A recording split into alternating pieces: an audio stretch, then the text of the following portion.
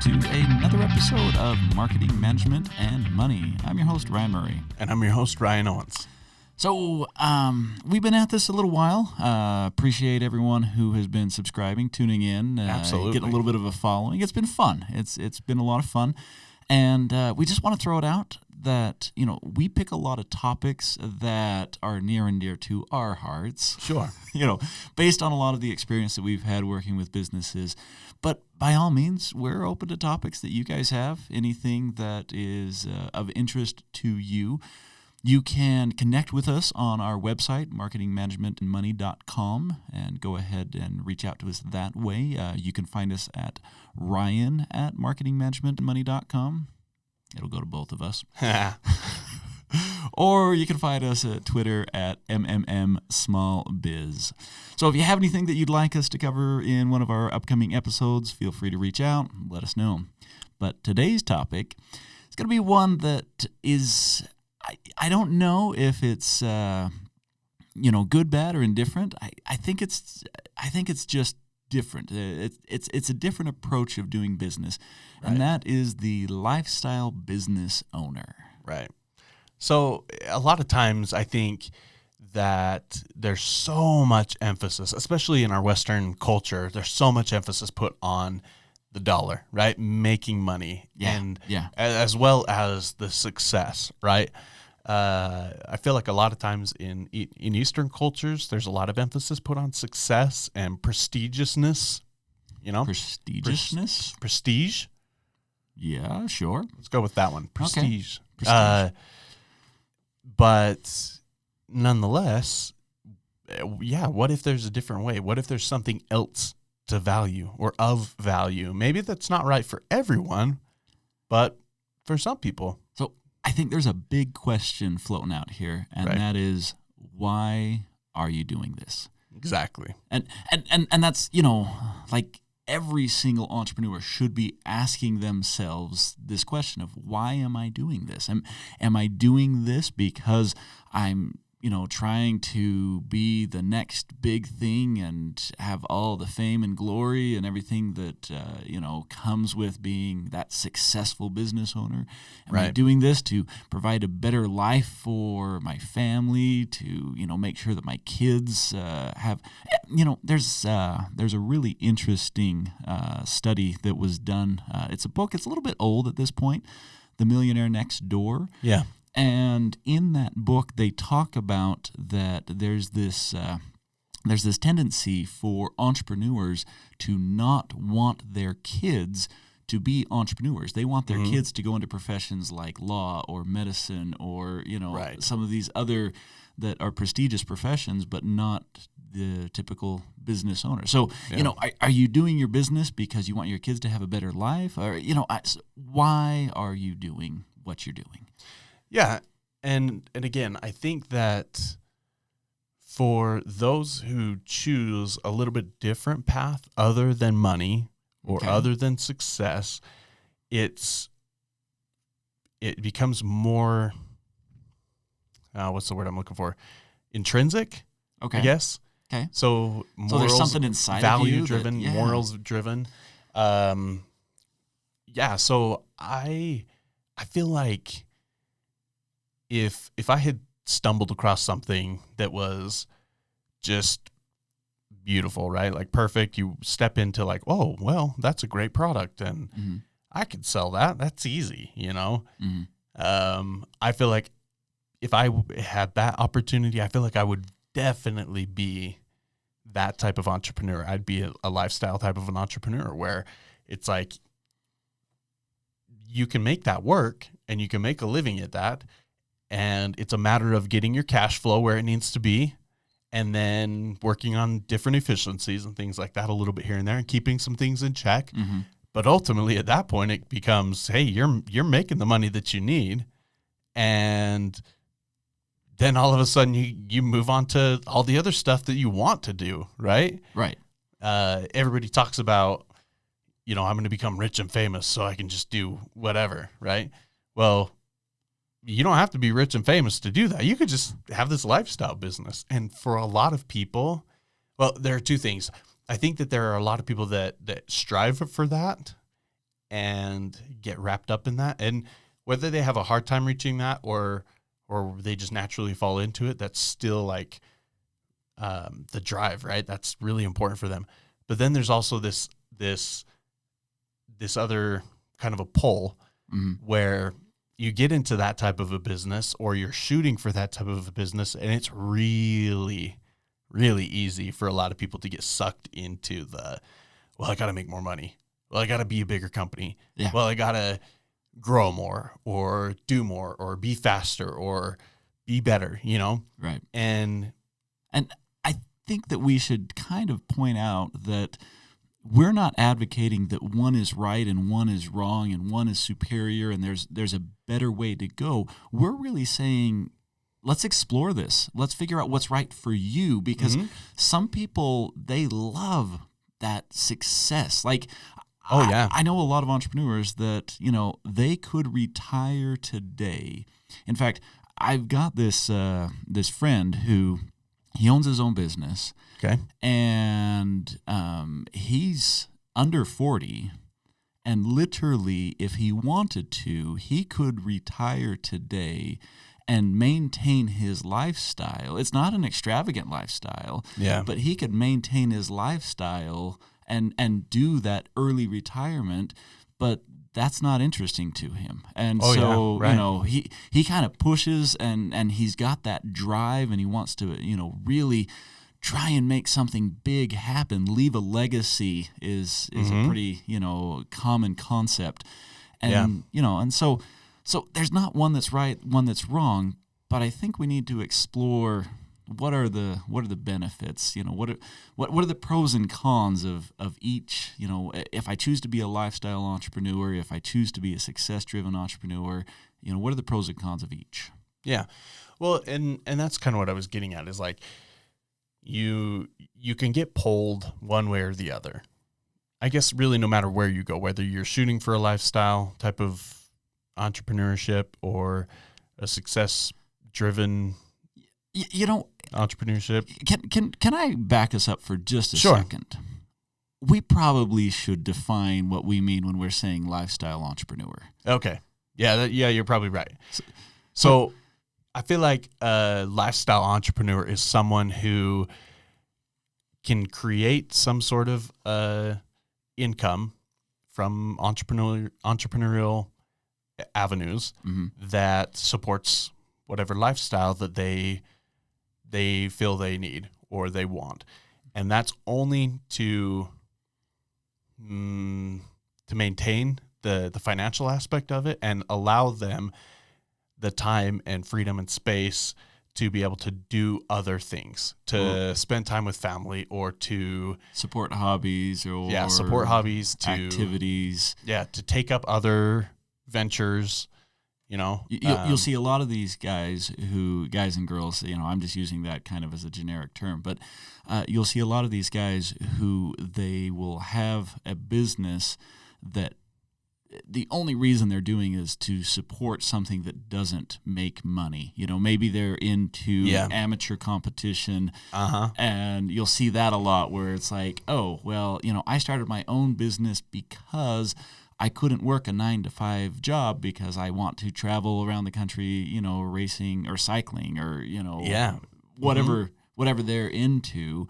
And so they'll pick this business where they can do it via a computer from from anywhere with internet. Yeah, from the shuttle bus as they were waiting for their team to finish that last leg, and so that's what we mean when we say lifestyle. It's not 9-to-5. A lot of times it's under 40 hours a week. Yeah, well, that's the goal, right? And I feel like that's part of the definition is you want to trim this down time-wise so that you can pursue whatever else. Mm-hmm. Right. Even if that's just sitting on the beach sipping margaritas. You know what I mean? Yeah. Like if that's the lifestyle they're shooting for and they want to do that for 90 hours a week, they're only going to want to work for like 10, So I had this lady that I worked with, and she was doing eyelash extensions.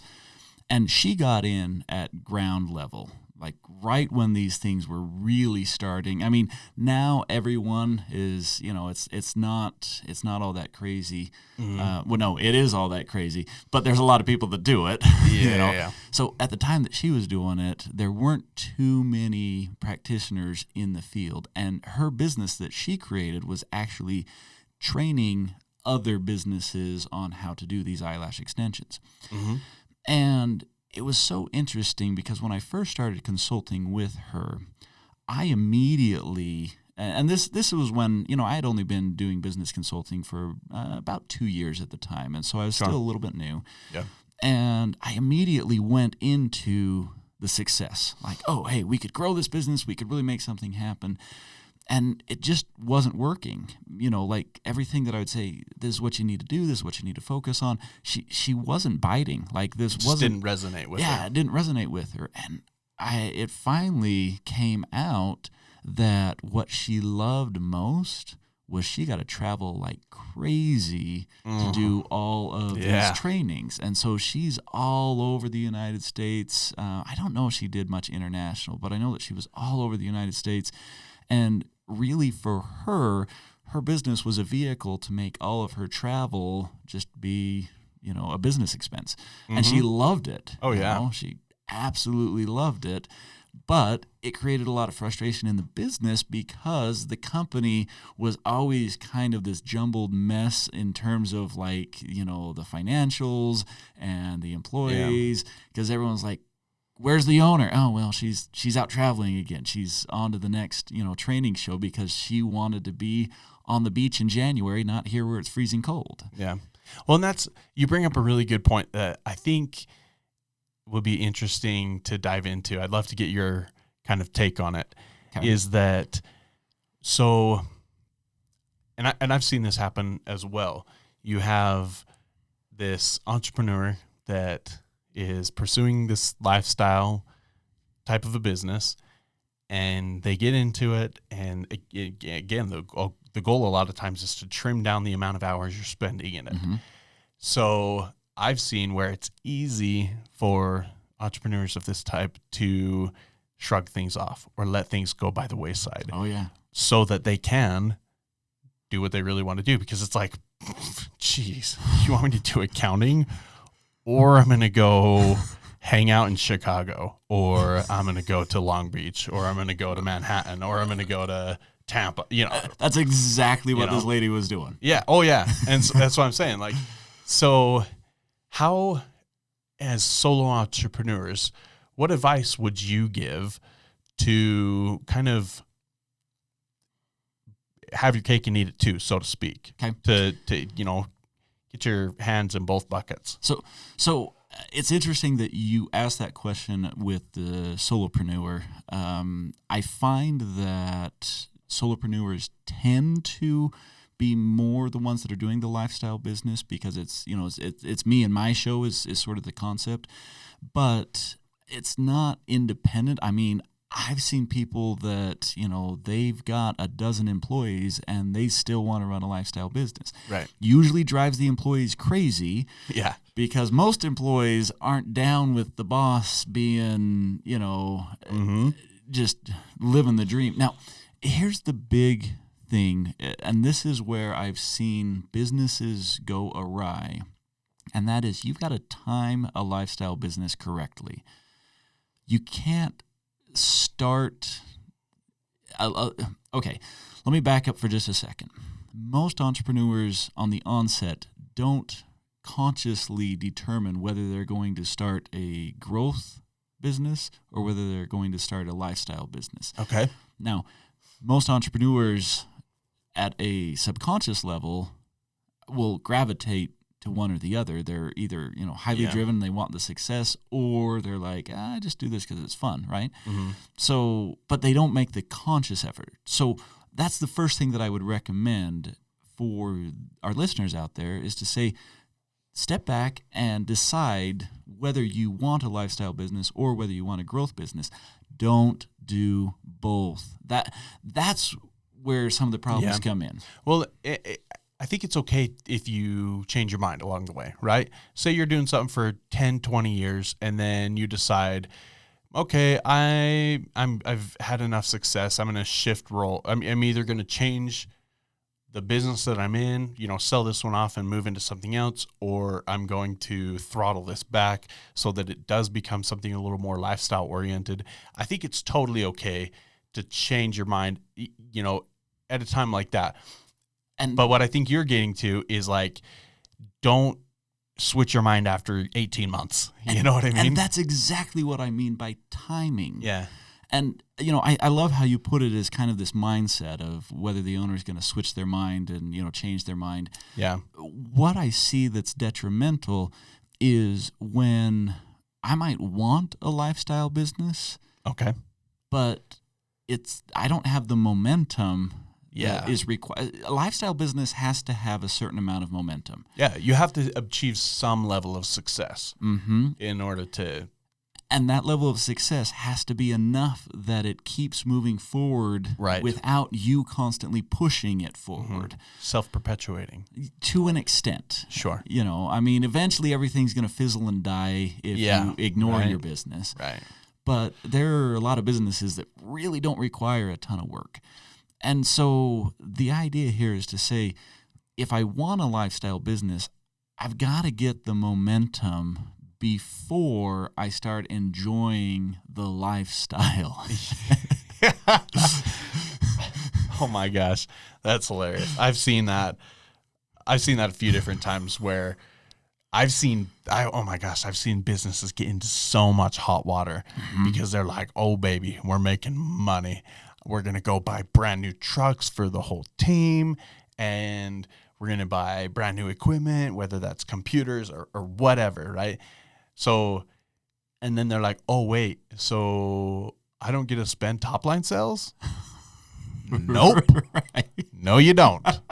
Sorry, bud. You don't have enough momentum. Oh, my goodness. So a colleague of mine who we actually got into business consulting together. He started doing some consulting a couple years after I did, and we've collaborated over the years. Okay. So he ended up taking an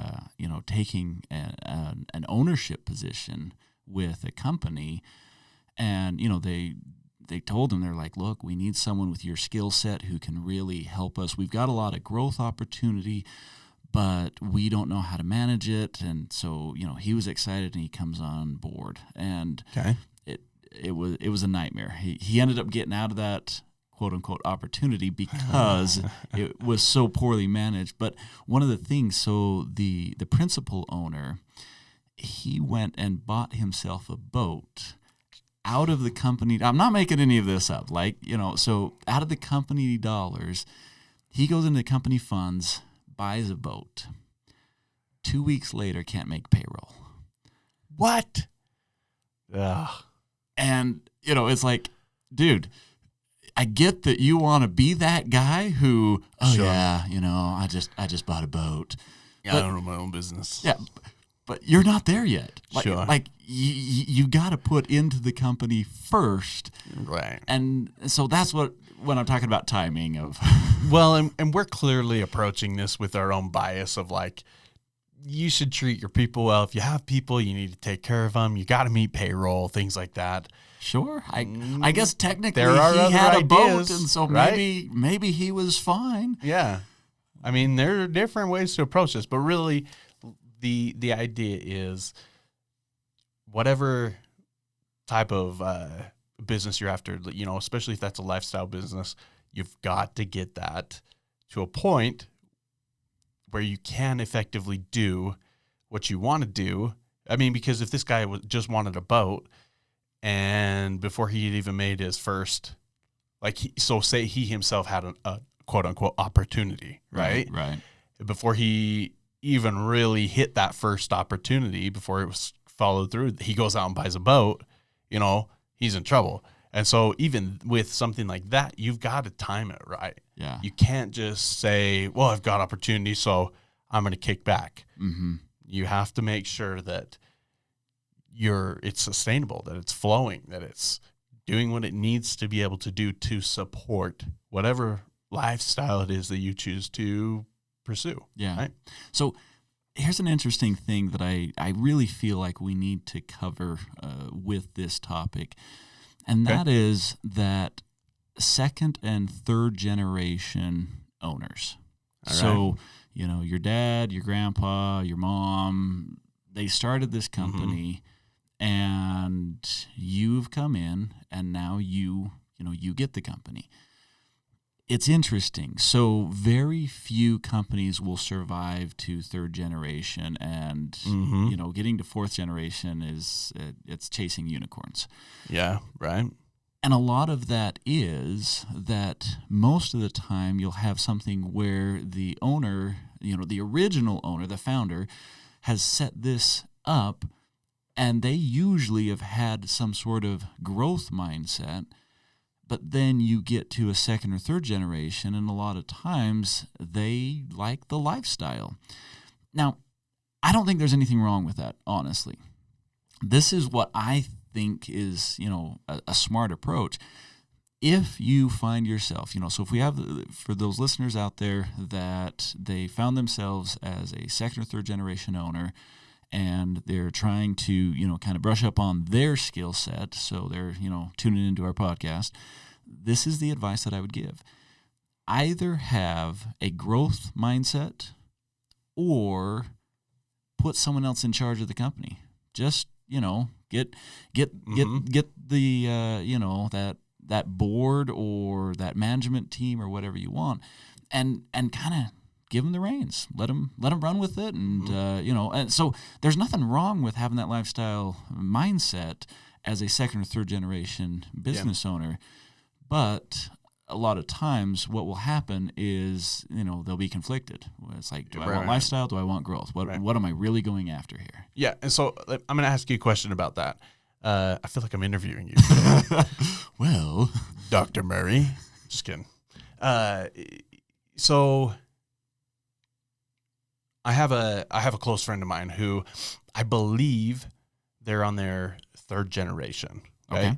They might be on their fourth. Cool. But I think it's the third. I thought you were going to throw in might be on their fidth. I'm like, really? How long are you stretching this thing out? No, I think they're on their third. They might be on their fourth. But what they've done is, so you kind of alluded to, you'll kind of want to switch back and forth. You might want some growth, but then you're like, I want the lifestyle. And you're indecisive, I guess, is what I'm getting at. Yeah, I've seen that happen a lot. So what they did to mitigate this, and this is what I kind of want your take on, your opinion on, is they didn't turn it completely over to a board, but they do very much treat it as business, right? So this has been passed down from, let's say they are on their third generation. So it's been passed down from granddad to dad. And now I think that's the succession that it went. And now it's between two brothers. Okay. And these brothers, so obviously they've split shares in the company and everything, but then they've also brought others in to ownership roles, essentially, and people who would have that growth mindset, who aren't attached to the family, who are very much interested in that growth mindset, right? They're not just comfortable sitting around because daddy put together a fat old retirement fund. Yeah. So you're asking a big question here. Big enough, it's probably going to get its own episode. Okay. Because one of the things, oh man, there's so much here, and we're getting a little bit of short on time for this episode. So let me answer it in two parts. Okay. Part number one is what you're getting at is transitioning from the family business to an actual formal business structure. And that's what deserves its own episode, because there are so many things you can do early on in a company to make it so that you don't run into serious problems with partnerships, ownership, those kinds of things. And so we're going to talk about that. We're going to give it its own episode because it's got that much content to it. Yeah. But the short answer to, what you're talking about is just clear expectations. If you've got a situation where, it sounds like they have taken the time to lay out some sort of arrangement, agreement, understanding. I'm not sure what they have, classified it as. Right. But nonetheless, they've taken the time to kind of lay this out. And that's really the key. If you are wanting to put some reins on how much of a lifestyle business, put it down on paper. And and just take the time to spell out and say, okay, look, this is what the expectation is, this is what it isn't, and be very clear. Communicate throughout your whole organization, throughout your whole company, because otherwise you get people that are lower in the ranks, they get very frustrated because it's too wishy-washy up at the top management level. And so that's kind of what I'm going to wrap up with, because, I don't want to run this one too long, but... cliffhanger. I know. There's some good content here. Yeah, all right. Well, we're definitely going to have to go longer with this one. Thank you guys so much for tuning in. We hope this has intrigued some or inspired some questions and some thought on your part. If you would like to, please reach out to us at MMM Small Biz on Twitter or through our website, marketingmanagementmoney.com. We'll see you next week. Take care.